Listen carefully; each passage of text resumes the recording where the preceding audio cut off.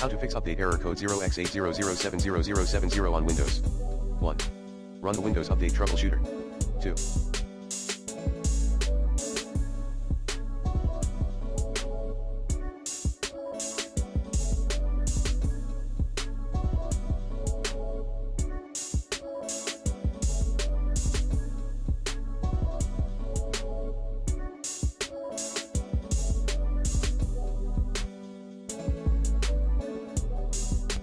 Perform a disk cleanup. 3.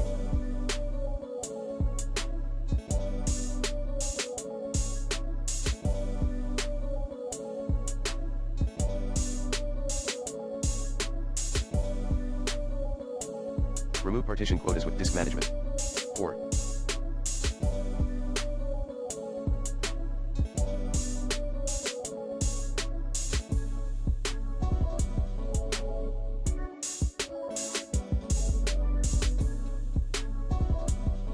Repartition the Windows hard drive with disk management. 5.